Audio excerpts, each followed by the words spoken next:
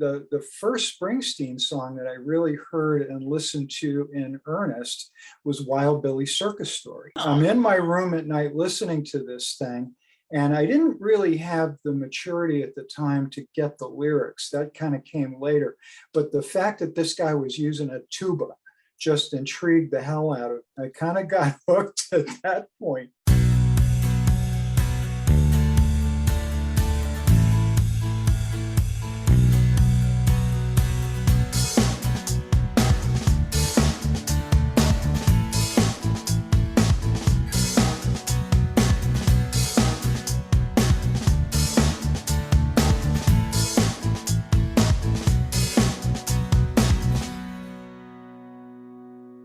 Hello, everyone, and welcome to a new episode of Set Listing Bruce, your podcast all about Bruce Springsteen, his music, and mostly his fans. I am your host, Jesse Jackson, and joining me tonight is a new online friend, Stephen Drew. Stephen reached out to me and said, "Hey, I want to talk Bruce," and I said, "Well, let's do it." So welcome to the show, my friend. Thank you. It's wonderful to be here, Jesse. I appreciate the opportunity to talk. Yeah, well, introduce yourself. Give us your elevator pitch to the audience.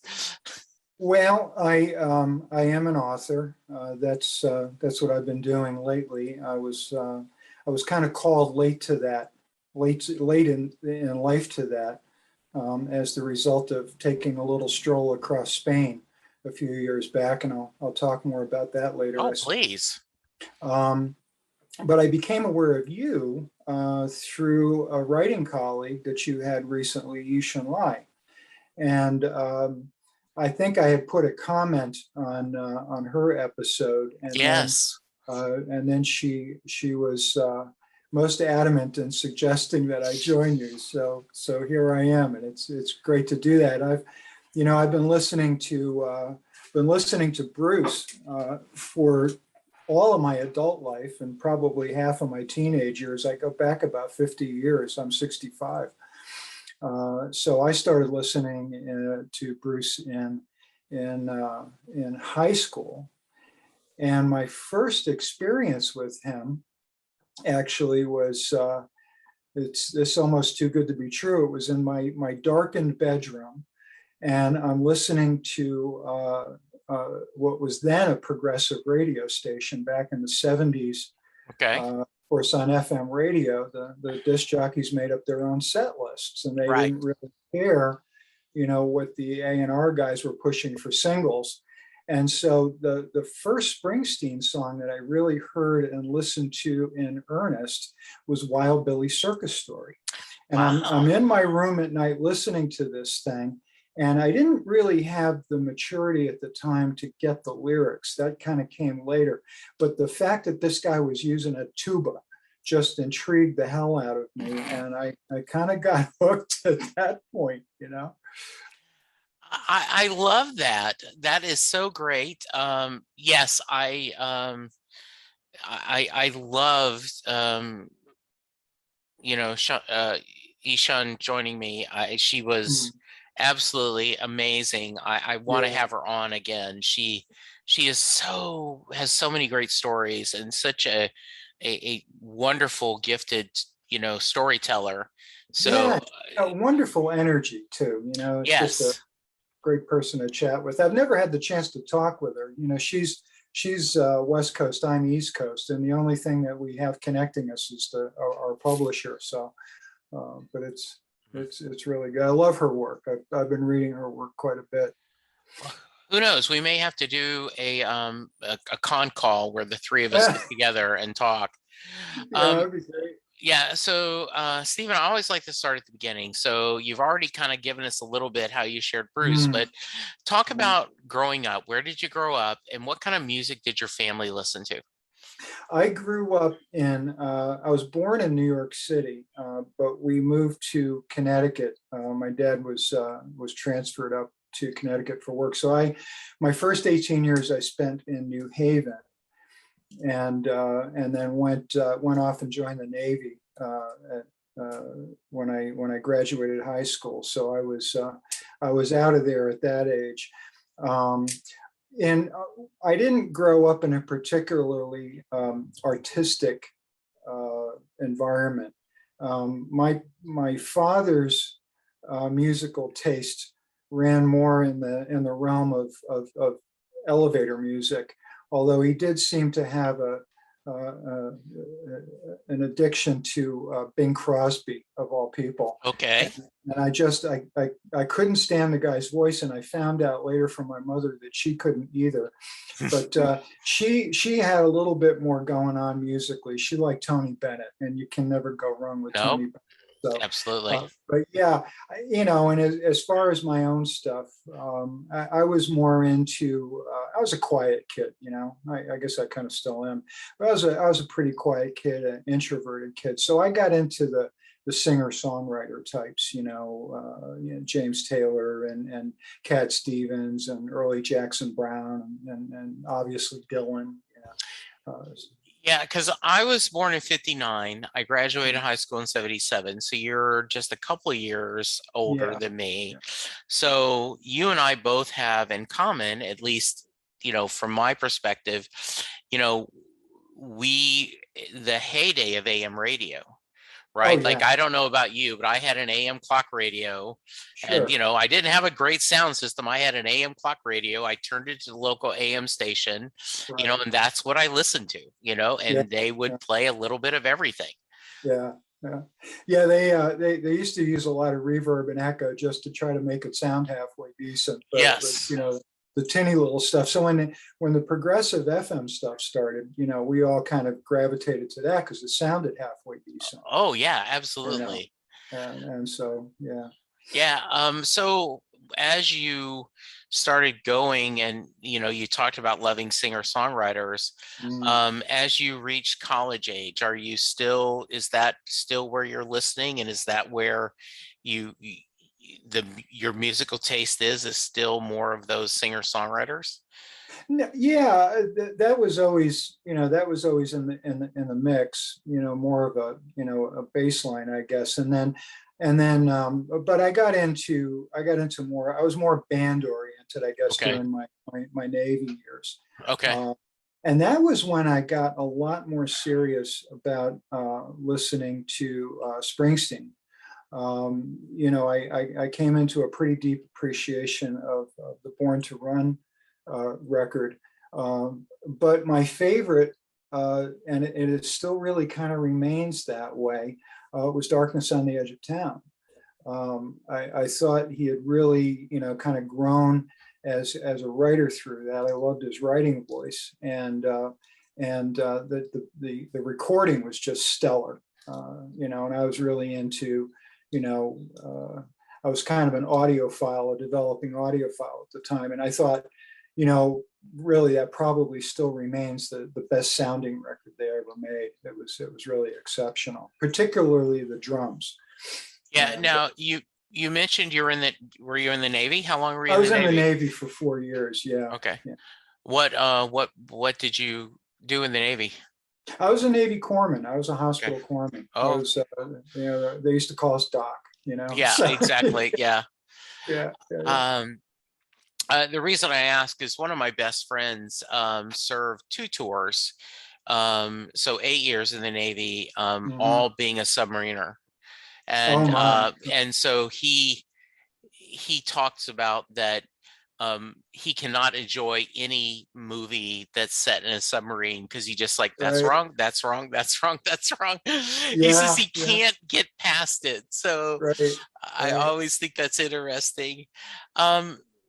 So you've kind of talked a little bit about Wild Billy Circus and the sound of darkness, but can you articulate what about Bruce's music spoke to you and why, to use his learn, he's been a companion to you and this part of the ride, right? To quote, Land of Hope and Dreams. Yeah. Oh, yeah. Yeah. It's interesting.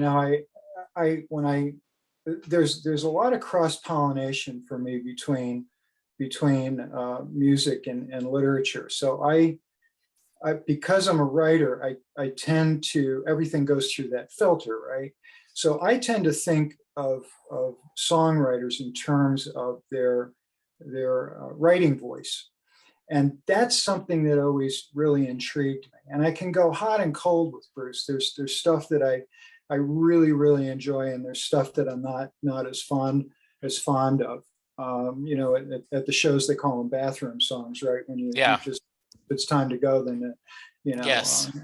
So, but it was the uniqueness of the voice, and that this guy was using techniques, if you will, that I didn't really think had been used, other than, I was hearing a lot of Dylan, obviously, in the early stuff, but that's all in the realm of influence. I never had the sense that was something that was being copied by any means. Musically, I thought I would hear a lot of early Van Morrison, but again, it was in the realm of influence.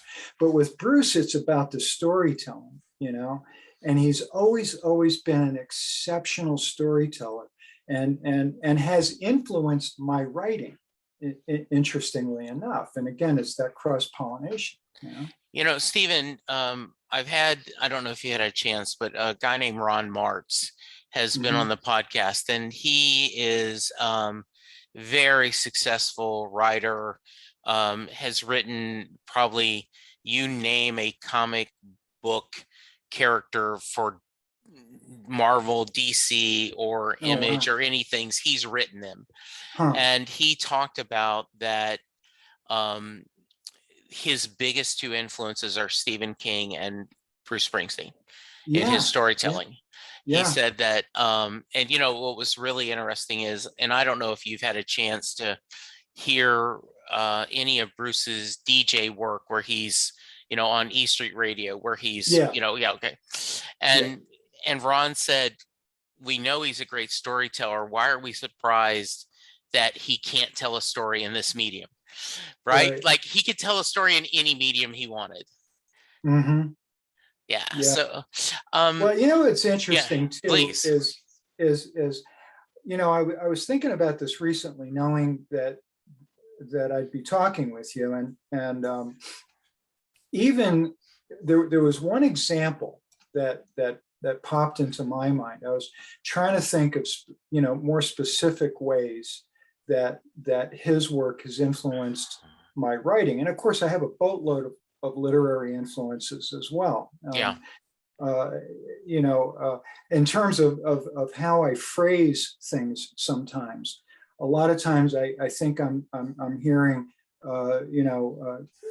Girl from the North Country, the way Dylan paces that phrasing, the spoken, the lyrical line, the musical line, and then alternating back and forth. There's a kind of a cadence with that, but there's also some really neat little literary gizmos that Springsteen's turned me on to, and one comes to mind in particular, and this goes back to the Live from 75-85 record, and he does some storytelling at the beginning of the recording of The River.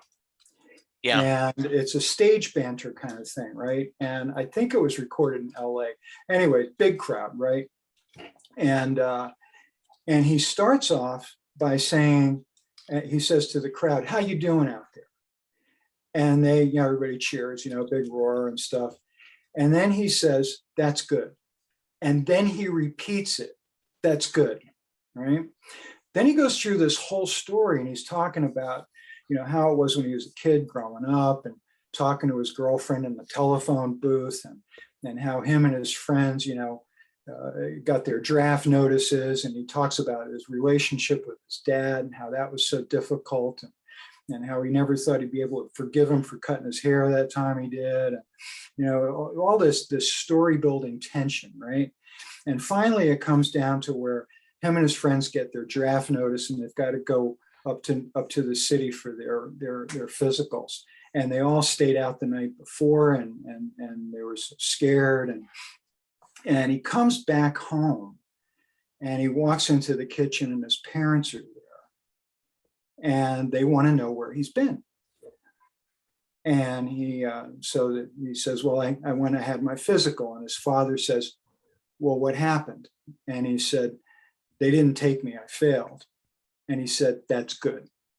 It's that loop around thing. He plants the phrase twice to make sure you remember it early in the story, and then loops back to it and bangs it right at the end, right? And I wouldn't know how many of those people actually consciously got what he just did to them. But it's that beautiful manipulative storytelling, where I'm taking you on a little ride here, but I'm going to drop you off. It's going to be okay, And I've done that in my own work. I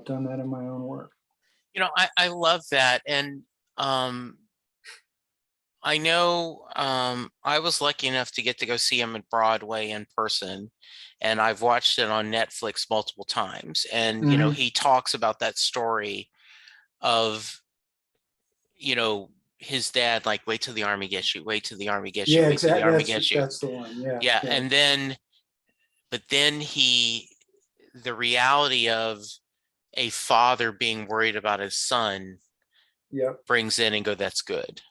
Yeah. And Stephen, one of the things that, like, I thought Independence Day was a fine song. Nothing spoke to me till I went on when they did the River Tour the second time, where they were doing the album in 2016. Yes. And all of a sudden it hit me. Bruce is now older than his father was when he wrote this story. And now then he's singing it from the perspective of the father, not the child. Exactly. Yeah. And I went, oh my goodness, and the idea, and I think all of us have had that problem where we have had, as he talked about, two people that adore each other and just don't know how to say it. Yeah, absolutely. I always like to preface this, Stephen, with the amount of times you've seen him perform live is not a fair barometer of how big of a fan you are. But for the record, because there are people that have never seen him.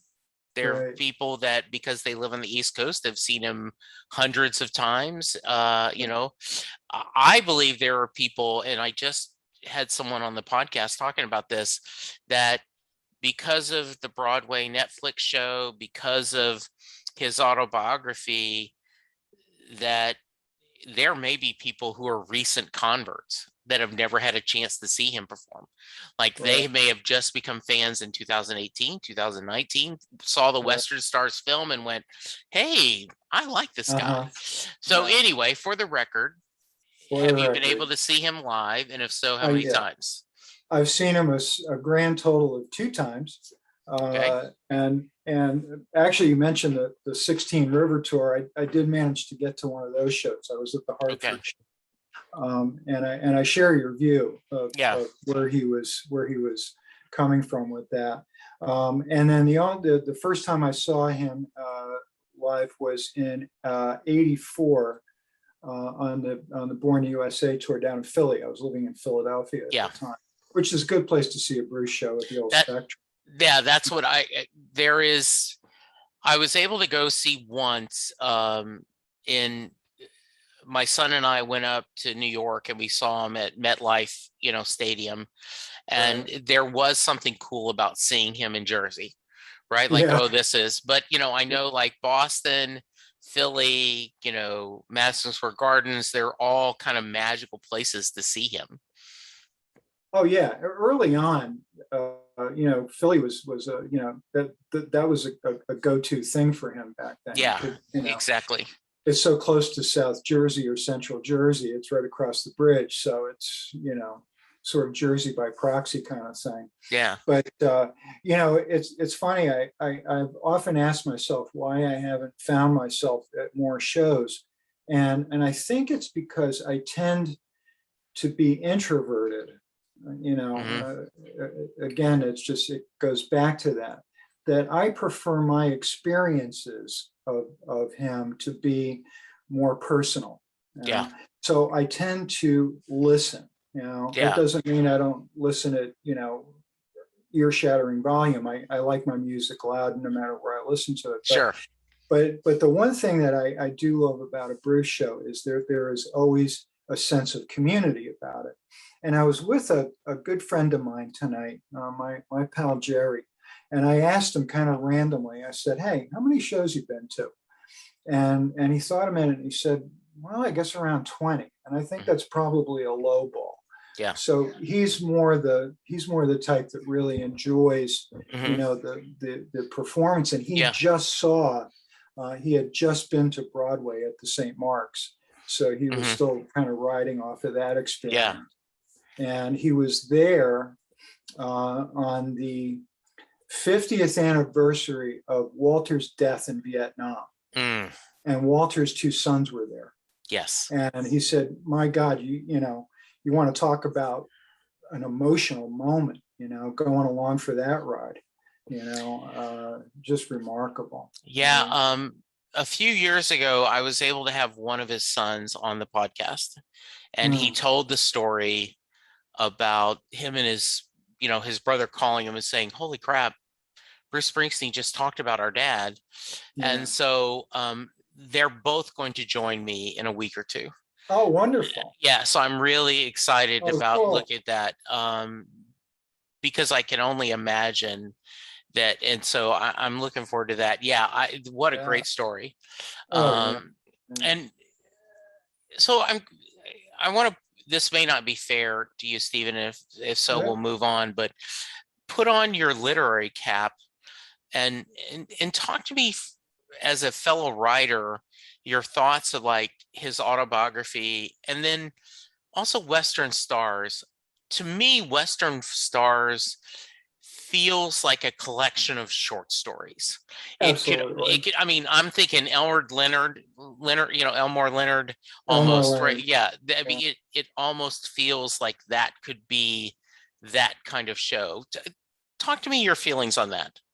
Oh, absolutely. I loved the memoir, and of course, I did listen to your conversation with Yishan, and you asked her, some similar questions about that and about, the rule breaking. My sense is in the publishing business, I think if Springsteen wants to write a book, he can probably write, put stick figures in the narrative, and it Yes. would be okay with them. I mean, Right. that's, there's not too many rules I think that would be required. But I wasn't surprised in the least that he did a really fine job. There's an analogy that I use between people that write creative nonfiction prose and poets. Hmm. And it's that the creative nonfiction people like myself are the guitar players, and the poets are the piano players. And when I try to write poetry, I write pretty decent poetry. It always serves my narrative work when I do. But you can tell I'm a guitar player playing piano. And I don't really get that with Bruce as a musician attempting to write. A lot of times that just doesn't come off all that well. But I thought he did a really, really fine job of it. And it filled in a lot of blanks for me in terms of his story, particularly stuff around leaving New Jersey. I thought that was just, or leaving his that area when they struck out for the West Coast kind of thing, and it was really sweet stories out there. The Western Stars thing, yeah, I mean that was just grand storytelling, or storytelling on a grand scale. Yes. That was big work, Yes. really big. And it's funny when I saw that movie, I was with my pal Jerry. We brought our dates out, and I actually, one of the ways I know that I'm completely bought into something is I get time distortion, and I could have sworn I was in that theater for about 40 minutes. Yeah. It just went. So yeah, that was some beautiful stuff. It had a literary quality to it, most definitely. I think so, and I think Nebraska, you could say, had a little bit of that feeling. And He'd been so, reading a lot of Flannery O'Connor at the time he did yeah, that.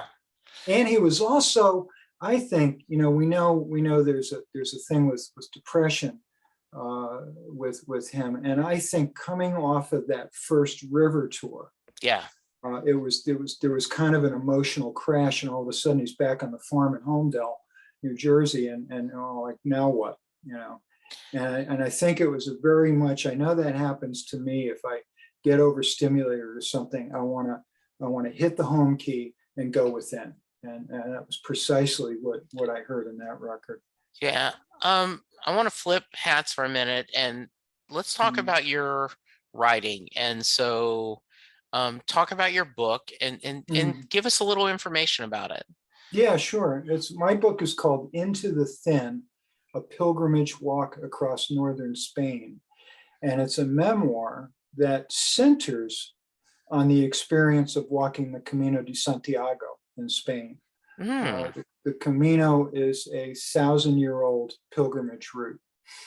It actually is comprised of several pilgrimage routes. The one that I walked was the more traditional one, the Francaise route. And it begins in the south of France in a town called Saint-Jean-Pied-de-Port in the Pyrenees. The first day it crosses a high pass, a very difficult walk, crosses the border into Spain, and then traverses the entire northern part of Spain through the regions of, the Basque country, Navarra, La Rioja, Castilla y León, and then into Galicia, and it ends at the cathedral in Santiago de Compostela, and in that cathedral, allegedly, are the bones of Saint James, the Apostle of Jesus, and that is the physical objective, if you will, of the Camino. I was called to go there. Quite frankly, it was a rather dramatic calling. I had just come off a very, very difficult year. In 2010, I had what I refer to in the book as an emotional crucifixion. I had a very close friend and mentor who had a relapse into a terminal disease, later passed away. My father-in-law, I was married at the time, passed away from a terminal heart condition. I had a stepchild who had a serious health crisis, an experience in psychosis, actually, and my 28-year-old son committed suicide. And at the end of all that, my marriage came to an end. So hence the term emotional crucifixion. This is all in a calendar year.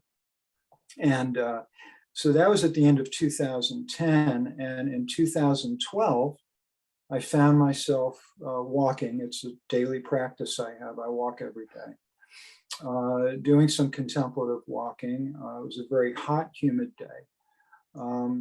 I had seen the movie The Way the year before, which had reminded me of the first time I became aware of the Camino, which was back in the 1980s in a book I read. And as I was walking, literally in the space of one step, Jesse, the entirety of the reality of walking the Camino de Santiago just came into my life as an actual reality.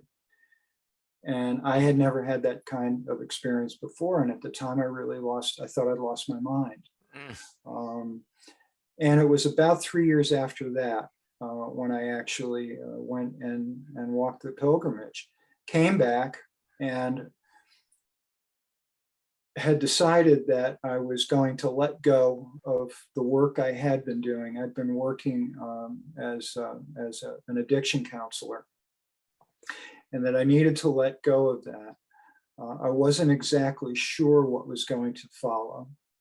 But when I came back, life had its way of telling me that it was time to start writing about what had happened. And it reawoke, I guess, a writing voice that I've always had. and that I had denied for, a couple of decades. I hadn't made a serious attempt at writing since the late 1980s. And here it is, 2016, and I start writing this book, which, you get some interesting reactions when you say you're writing a book. Usually people smile and nod and say, "Oh, that's nice." A lot of people want to write a book. Yeah. Very few of those actually finish that book, and a sliver of those get it published. And so things followed through. It was very definitely something that needed to happen. So that published in almost a year, September 15th last year, Hmm. which, of course, was the year of COVID, Yeah. and the worst year in publishing, and the worst season and the worst year to Sure. publish. But there it was, and so far it's sort of like the little book that could. It's got a small but dedicated following, I like to say, and I think it's kind of doing a slow percolate. It's kind of getting out there in the world, and excellent distribution. I hear from people in Australia and the UK and Canada, and it's been wonderful. But yeah, so that, and then I have another book coming out in be the late summer of next year, and a couple other things as well. So it seems I've centered myself there with my writing. What I find interesting is I have a nephew that several years ago was really struggling finding himself. Mhm. And he decided to walk the Appalachian Trail, Mm. and he did the full trail, and Wow. really kind of helped find himself. And then, he ended up getting his degree in engineering. He was working at a job, ended up not liking the gig for a lot of reasons. Right. And and then ended up doing the Pacific Highway Trail, Mhm. and kind of recentered himself, and now then seems to be doing really well. He's working, he seems to be happy, he seems to be, doing very successful and very well, but he Right. needed that time.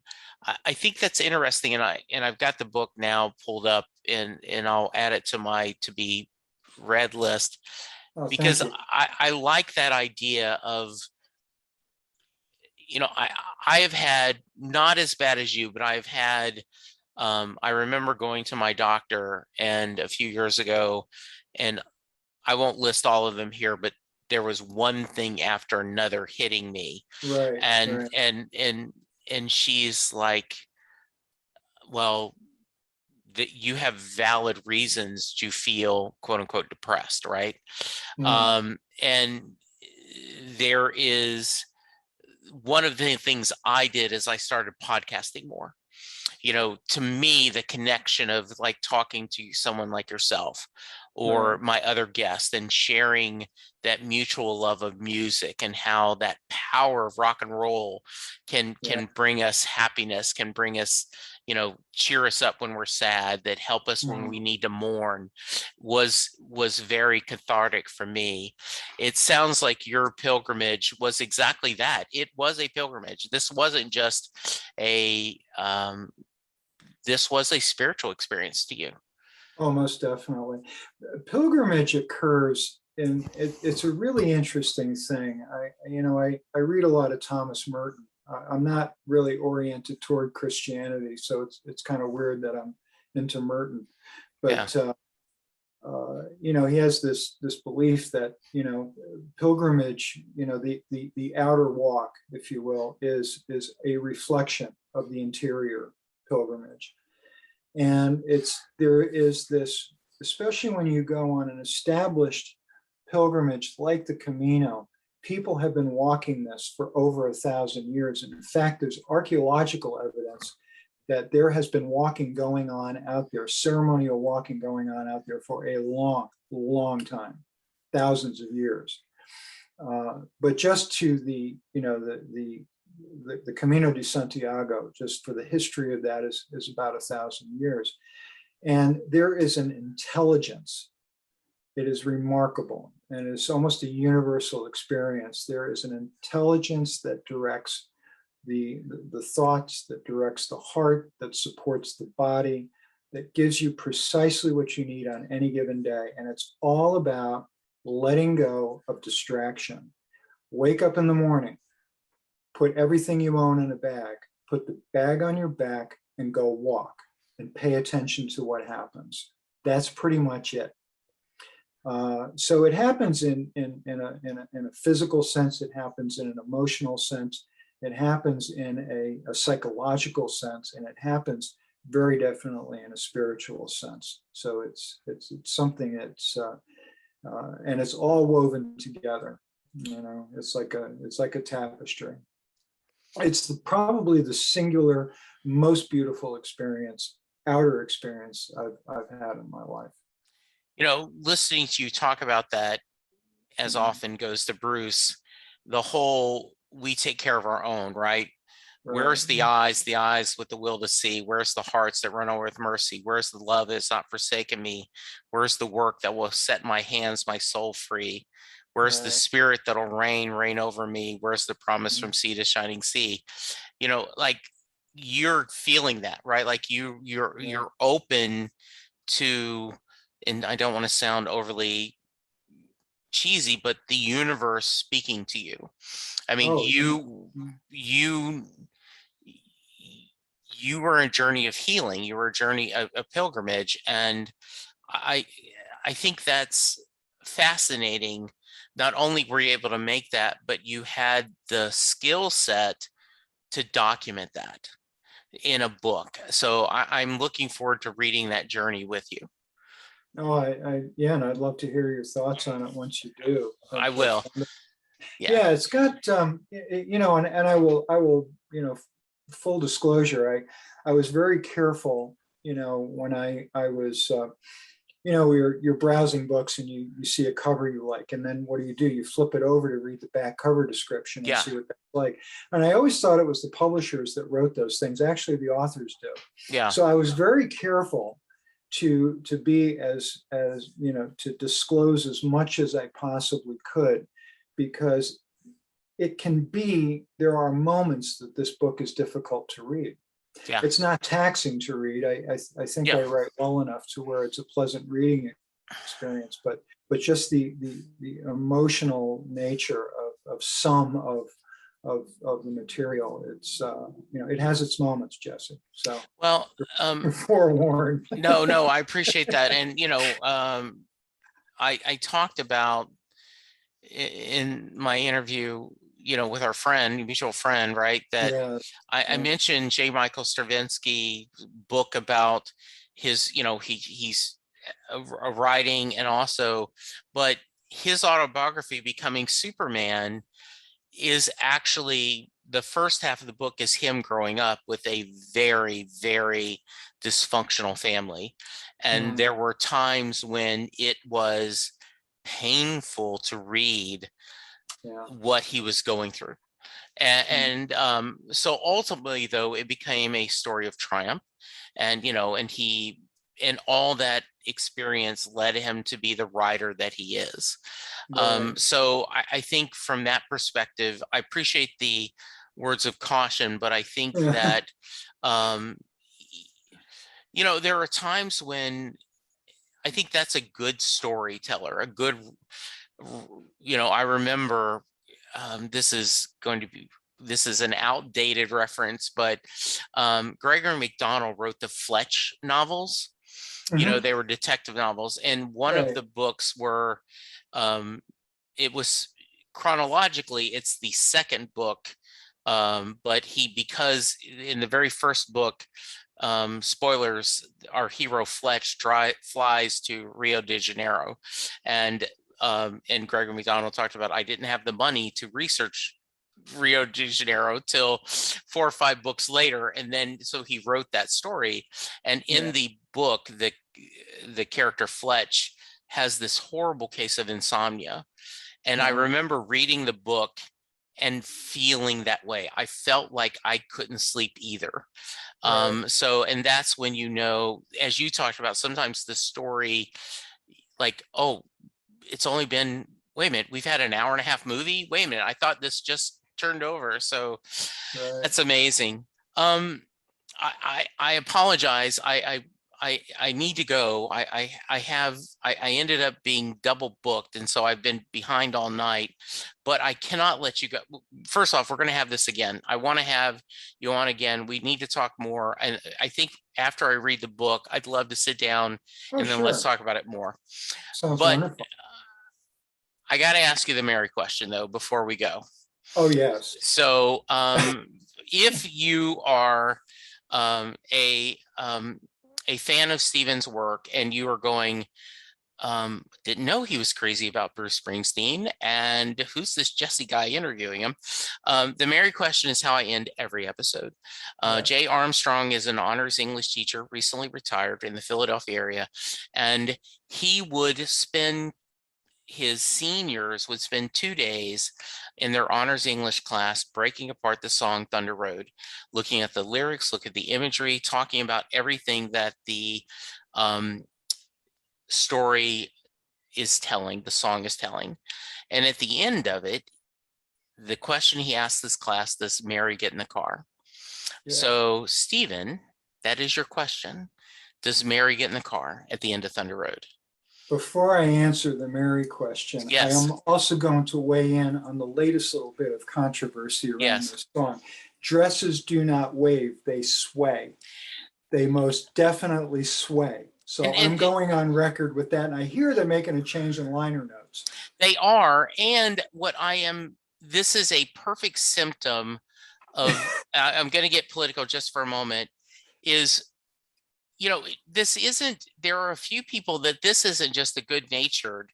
I mean, there are people that go, it is waves and it will never change from waves till it's off from my cold, dead hand. I'm like, John Landau says it sways. I mean, let it go, okay? Well, and also, to be fair, Bruce's diction is not exactly the best. Yeah, absolutely. I mean, you almost had it, especially the early stuff, Jesse. You had to damn near decode the thing. Like, what's he saying? Let's discuss the lyrics to Kitty's Back. I mean, my God, man. But to the Mary. No, and I want to hear your Mary question, but I love telling this story.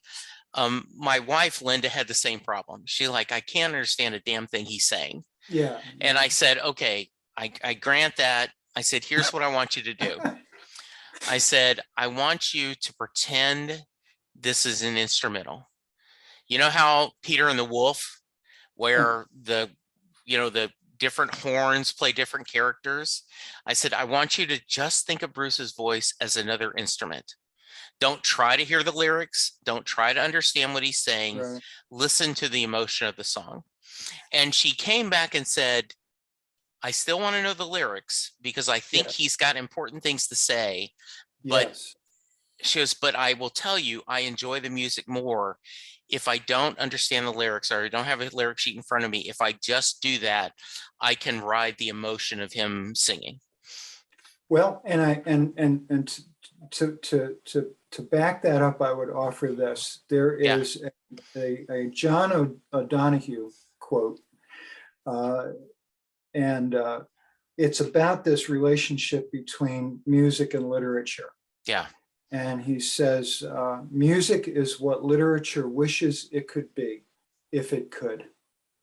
I love that. It's how you can have a line of poetry, but you put some nice, big, fat, beautiful musical lines around that, and it gets very economical very quickly. And that's what I try to do when I write. And I think you might pick up on this when you read my first book is I am trying to do what music can do, even though I know it's absolutely futile to attempt. But so, it's that kind of thing. I want to bring that emotional content into it as if I've got those nice, big, fat, beautiful chords around it. There is a reason why Bruce chose to do Born in the USA as a rock anthem, not the blues version that he does on Broadway, right? That was a conscientious choice of how he chose that. And yes, it means that a lot of people have misunderstood what the song's about, but Yeah. he makes that decision, and I think that's really well said. All right, Mary question, my friend. Mary question. Mary most definitely gets in the car, and it's the hope and the joy and the exuberance of youth. My God, man, how could she not get in the car? You know, it's Bruce, for Christ's sake. You Yes. know, Mary, get in the car. You know, it compels her. You know, the whole energy of the thing. Of course, she gets in the car. I can't to even contemplate her not getting in the car, turning around and walking away from that. You know, geez, that would just be heartbreaking to me if she hadn't gotten in the car. So in my perfect little world, absolutely, she gets in the car, most definitely. I love that. I love that answer. I love talking to you. If someone wants to reach you, what's the best way they can? Facebook, Okay. Stephen Drew, and then I have an author page, author Stephen Drew. If you go Okay. on the Stephen Drew page, you'll see you'll know it's me, but there's a picture of my backpack and the Camino, a map of the Camino de Santiago, and then on my author page there's a black and white moody author photo, so you'll know it from that. And then I have a website, authorstephendrew.com. Perfect. I am so glad we got to spend time together. My homework, I'm going to go read the book. I'm going to reach out to you, and then I can't wait to talk to you about it. Yeah, I look forward to that as well, Jesse. Thank you so much for joining me. Listeners, please go get vaccinated. Let's all be safe. Let's remember to wear our masks. Let's remember to be good to each other, because that's the only way we're going to get through this. Stephen, thank you. Listeners, thank you. And we will talk to you soon. Goodbye. Bye, everybody. Thank you to my Patreons: Andrew Goddard, Betsy Hodges, Levi Petri, Elizabeth Bronson, Stephen Malio, Holly Mack, Steve Rogers, Dale Hosick, Terry Smith, Anna Lynn, Chris Bloom, and Mary Thomas.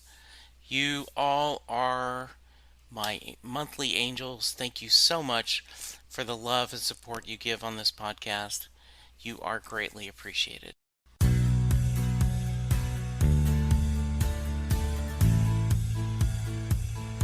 You just heard the fun talking, hard rocking, music loving, album ranking, fan thinking, joy spreading, lyric reading, story sharing podcast that is the one, the only Set Listing Bruce. The theme for Set Listing Bruce was written by David Rosen, used by permission.